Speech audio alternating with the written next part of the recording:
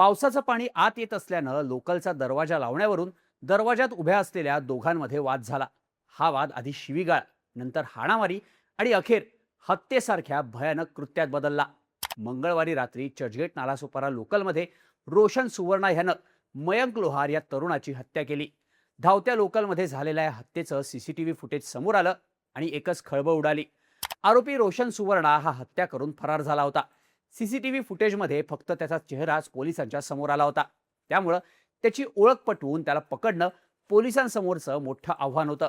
पण रेल्वे पोलिसांनी अवघ्या काही तासात आरोपी रोशन सुवर्णाच्या मुसक्या आवळल्या.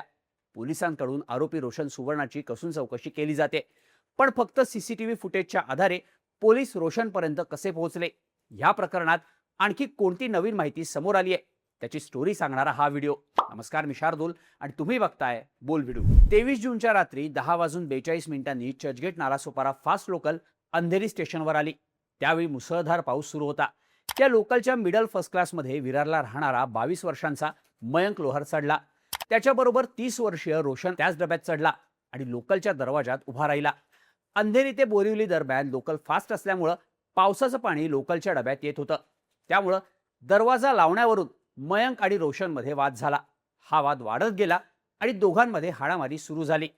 वाद वाढल्यानंतर आरोपी रोशननं त्याच्या बॅगमधून एक मोठा चाकू काढला आणि मयंकच्या पोटात, कमरेत आणि छातीत सपासप वार केले. यानंतर मयंक दरवाजातच रक्ताच्या थारोळ्यात पडला. यावेळी लोकलमध्ये प्रवाशांची गर्दी होती, पण हातात चाकू असलेल्या रोशनला अडवण्याची किंवा त्याला पकडण्याची कोणाचीही हिंमत झाली नाही. रोशन रागात काहीतरी बोलत असल्याचं सीसीटीव्हीमध्ये दिसून आलं. त्यानंतर लोकल बोरिवलीला प्लॅटफॉर्ममध्ये शिरताच रोशन वेगात असलेल्या धावत्या गाडीतून प्लॅटफॉर्मवर उतरला आणि तिथून पसार झाला. रेल्वे पोलिसांनी मयंकला हॉस्पिटलमध्ये दाखल केलं, पण रात्री 12 वाजता त्याचा मृत्यू झाला. दरम्यान फरार आरोपीचा शोध घेण्यासाठी रेल्वे पोलिसांनी 7 पथकं तैनात केली. लोकलमधलं सीसीटीव्ही फुटेज आणि स्टेशन परिसरातल्या सीसीटीव्ही फुटेजवरून पोलिसांनी आरोपी नक्की कोण आहे याचा शोध सुरू केला. या सीसीटीव्ही फुटेज व्यतिरिक्त आरोपीबद्दलची कोणतीही माहिती पोलिसांच्या हाती लागत नव्हती. त्याच्या अंगावर काळ्या रंगाचा शर्ट, पॅन्ट, पाठीवर बॅग आणि डोळ्यावर चष्मा होता. मयंकची हत्या केल्यानंतर आरोपी बोरिवली स्टेशनच्या बाहेर पळून गेला. स्टेशन बाहेरच्या सीसीटीव्हीत रात्री 11:06 तो स्टेशनच्या बाहेर असलेल्या एका दुकानासमोर पावसात भिजत पळून जात असल्याचं दिसत होतं. त्याचं शर्ट फाटलेलं होतं. मंगळवारी रात्रभर पोलिसांनी आरोपीबद्दल माहिती गोळा केली. बुधवारी सकाळी आरोपीची ओळख पटली असून त्याला अटक करण्यासाठी टीम्स पाठवल्याचं पोलिसांनी सांगितलं. माध्यमांमध्ये असलेल्या बातम्यांनुसार आरोपी एअरपोर्ट कार्गो कंपनीत लेबलिंगचं काम करतो. त्याच ठिकाणी त्याचे वडील सुद्धा काम करत असल्याची माहिती पोलिसांना मिळाली. आरोपीचं नाव रोशन सुवर्णा असल्याचंही तपासात समोर आलं. तसंच तो मीरा रोडच्या साईबाबा नगर परिसरात राहत असल्याचंही पोलिसांना समजलं. रोशन आणि त्याचे वडील एकाच कंपनीत कामाला असल्यामुळं ते नेहमी रात्री एकत्रच घरी यायचे.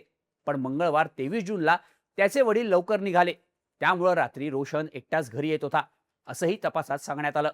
मिळालेल्या माहितीच्या आधारे पोलिसांनी आधी रोशनचं घर गाठून त्याच्या आई वडिलांची चौकशी केली.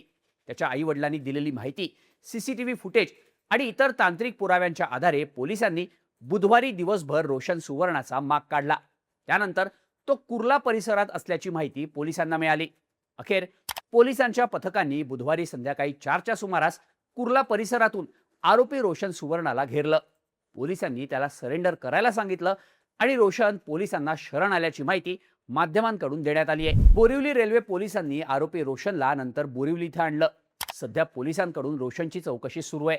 त्यानं मयंकवर चाकू हल्ला करण्याचं नेमकं कारण काय, त्याच्याकडे चाकू कसा आला, या सगळ्याची चौकशी पोलीस करतायत. पण लोकलमधल्या किरकोळ वादातून आपला 22 वर्षांचा तरुण मुलगा गमावल्यानं मयंकच्या कुटुंबियांवर मात्र दुःखाचा डोंगर कोसळलाय. मृत मयंक लोहारनं फायनान्स मार्केटिंगचं शिक्षण घेतलं होतं. मयंक रोज विरार ते अंधेरी असा प्रवास करायचा.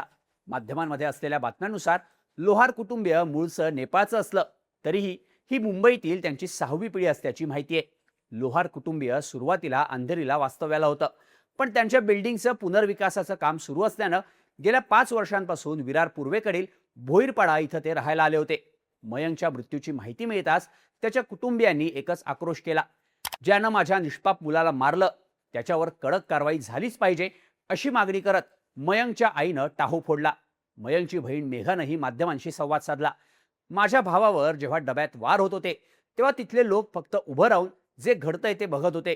जर त्यावेळी एकानं जरी पुढे येऊन धाडस दाखवलं असतं आणि माझ्या भावाला मदत केली असती तर आज माझा भाऊ जिवंत असता, असं मेघानं सांगितलंय. तसंच एखादा प्रवासी चालत्या ट्रेनमध्ये चाकू घेऊन फिरतोच कसा, रेल्वे प्रवासातील सुरक्षेच्या त्रुटींमुळे अशी घटना दुसऱ्यांदा घडलीय.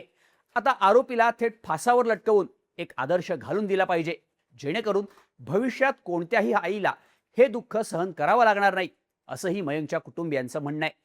मयंकच्या मृत्यूमुळे संपूर्ण विरारमध्ये हळहळ व्यक्त केली जाते. मयंक अत्यंत आनंदी, स्टायलिश आणि एक उत्तम फोटोग्राफर सुद्धा होता. तो स्वभावानं खूप साधा होता, शांत आणि कामाशी काम ठेवणारा मुलगा होता, असं त्याच्या सोसायटीतल्या लोकांकडून सांगण्यात आलंय. पण याच वर्षी जानेवारी महिन्यात आलोक सिंग आणि आता मयंक लोहार, फक्त 5 महिन्यात झालेल्या या 2 हत्यांमुळे आता मुंबई लोकलमधला प्रवास हा दिवसेंदिवस धोक्याचा आणि भीतीदायक होत चालल्याचं बोललं जात आहे. या संपूर्ण प्रकरणाबद्दल तुम्हाला काय वाटतं?